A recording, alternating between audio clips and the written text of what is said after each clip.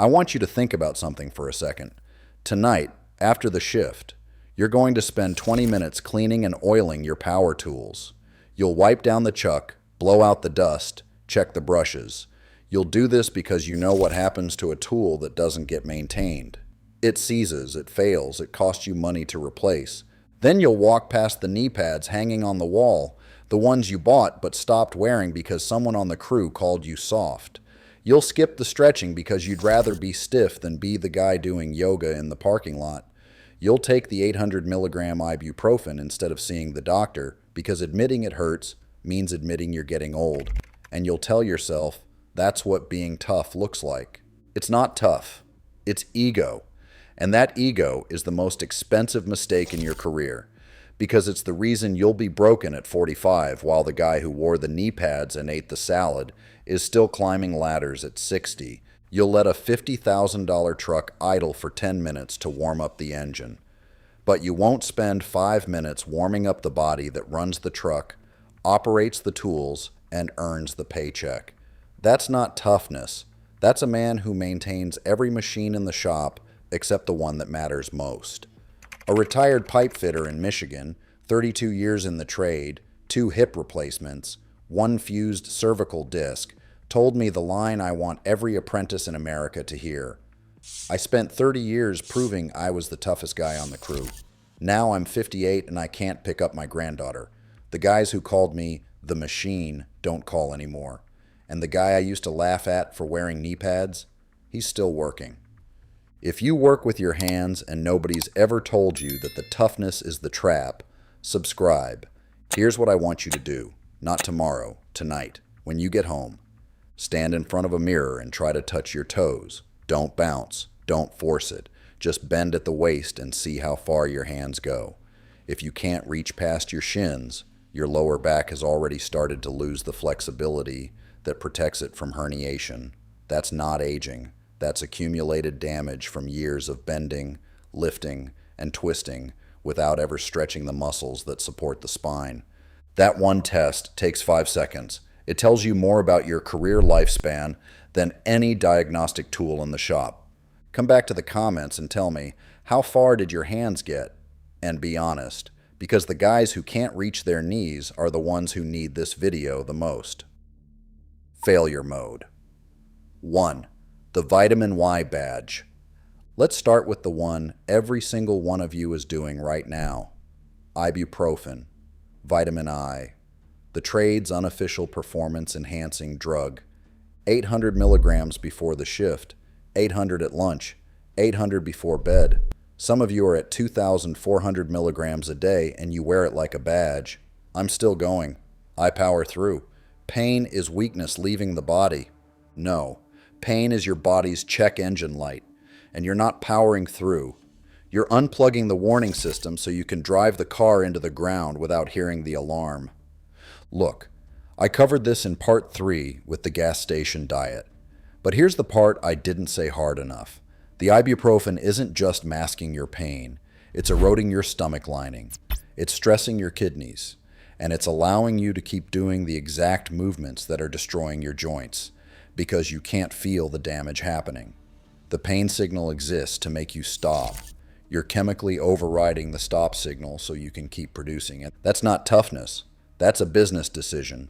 And the business is making the decision with your body. You eat the ibuprofen. The shop gets the production. You keep the disability. Here's why this matters to the ego conversation. On most job sites, taking vitamin I isn't just accepted, it's respected. The guy who grimaces and pops 800 milligrams and gets back on the ladder is the warrior. The guy who says, "My back hurts, I need to see a doctor," is the liability. The culture rewards the behavior that destroys the body and punishes the behavior that protects it. That's not a culture of toughness. That's a culture of disposal. And the shop owner who benefits from your toughness today is the same one who replaces you with a 19-year-old tomorrow. That's the chemical trap. The next one is harder to see because it's not a pill. It's the look on your coworker's face when you put on a respirator. One of our viewers, an HVAC installer in Georgia, 14 years, sent me a message after part 1 that I need to read to you. I started wearing knee pads on every job last year. Full gel insert, hard shell, the good ones. You know what happened? My foreman, a guy I respected for 10 years, looked at me and said, "What's next? A helmet." The whole crew laughed. I took them off, wore them again the next day. He made the same joke. I took them off again. Haven't worn them since. My left knee clicks every time I stand up now. And that foreman? He retired 2 years ago. His knees are done. He's the reason I started wearing the pads. And the reason I stopped. Read that again. The man whose body proved the knee pads were necessary was the same man who shamed the younger guy for wearing them. That's the ego trap. The broken veteran passes the brokenness forward, not out of malice, but because admitting the pads are necessary means admitting 25 years of not wearing them was a mistake, and nobody wants to admit that. Failure Mode 2. The Stigma of Protection. Published research calls this hegemonic masculinity, the idea that physical risk-taking, pain tolerance, and refusal of protection are signals of competence and value in male-dominated workplaces. PPE rejection isn't laziness. It's identity. The tradesperson who wears full safety gear is subconsciously signaling, "I need help." The one who doesn't is signaling, "I can handle it." In construction and the trades, refusing PPE is a badge of experience. The veteran doesn't need the pads because he's been doing this for 20 years. The rookie who wears them is admitting he can't handle the job yet. The stigma is built into the identity of being a tradesperson, and breaking it means redefining what skilled looks like. Here's how I want you to think about this, because I know telling you wear your PPE isn't going to work. You've heard that from every safety meeting for 20 years, and it hasn't changed anything. Think about it this way instead. A soldier doesn't go into combat without a helmet to prove he's tough. A firefighter doesn't refuse the breathing apparatus to look brave.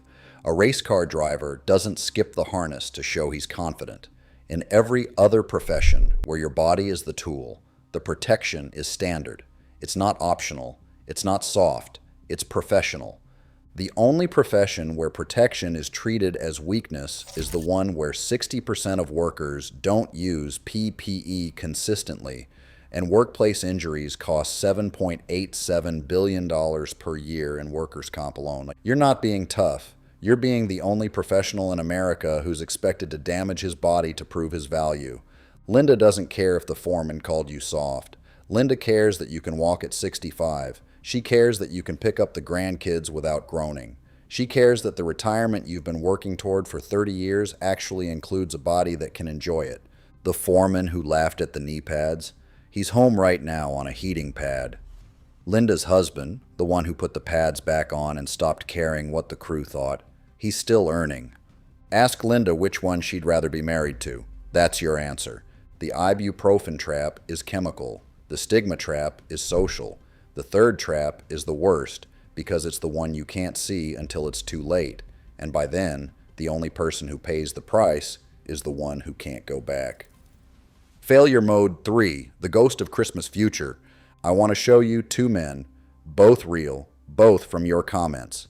Man 1, 61 years old, electrician for 35 years, started wearing knee pads at 30, hearing protection at 32, started stretching before work at 35. His crew mocked him for 5 years. Then they stopped, because at 50, he was the only one on the crew who could still do overhead work without a cortisone shot. He retired at 60 with full mobility. He hikes, he travels, he picks up his grandkids, his body works. Man 2, 46 years old, plumber for 24 years, never wore knee pads, never wore hearing protection. Powered through on ibuprofen for 10 years. Both knees need replacement. 2 herniated discs, 30% hearing loss. He can't crawl under a house anymore. He can't kneel for more than 5 minutes. He sits in a truck now and dispatches jobs for younger guys. He's 46, and his body retired 15 years before he planned to. Here's the part that hits hardest. Man 2 didn't plan to be here. He didn't wake up one morning and decide to destroy his body. He just did what the culture told him was normal. He worked through the pain, he skipped the pads, he took the vitamin I, he laughed at the safety meeting, And every day, the damage was so small he didn't notice it, until the day it was so big he couldn't ignore it. That's how ego works. It doesn't destroy you in one moment. It destroys you in 10,000 small decisions you didn't know were decisions. Man 2's wife sent me the message. Not him, her. She wrote, "He can't sit through dinner without shifting in his chair. He can't play with the grandkids on the floor. He worked 24 years to give us a good life, and now he can't enjoy any of it. The toughness everyone admired is the thing that took him away from us, and he's still here." He's still here. That line broke me, because she's not talking about death. She's talking about presence. He's alive. He's in the room. But the body that earned the living can't do the living. Your family doesn't need a tough guy who's disabled. They need a father, a husband, a grandfather who can actually show up. All right, I've been hard on you for the last 4 minutes. And I know some of you are thinking, easy for you to say, you're not the one on the ladder. Fair. So here's the part where I stop diagnosing and give you the 3 things that actually work, ranked by what the guys who made it tell me they wish they'd started sooner. The solutions. Number 3, stop caring what the crew thinks about your gear. Easiest, changes immediately. Put the knee pads back on. Put the respirator on. Eat the wrap in the truck if you have to. And when the foreman cracks a joke, look at his knees and ask yourself if his opinion is worth your cartilage. Here's the reframe that worked for the viewers who made the switch. Stop calling it safety gear. Call it what it is. Tactical equipment. A Marine doesn't skip body armor to prove he's brave. You don't skip knee pads to prove you're skilled. The protection isn't weakness, it's professionalism. The best tradespeople in the world, the ones in Germany, the ones at Hilti, the ones running 30-year careers, they all use protection every day without being mocked because the system was designed by adults. That's the mindset shift. Number 2 is the physical one, and it takes 5 minutes a day. Number 2, 5 minutes of stretching before the shift, 10 times return on time. I know. Stretching feels stupid when you're standing in a parking lot at 6 a.m. in steel-toed boots. But here's what the data says. Tradespeople who stretch for 5 minutes before physical work have significantly fewer musculoskeletal injuries than those who don't. The same muscles you use to lift, bend, twist, and kneel, they perform better when they're warmed up.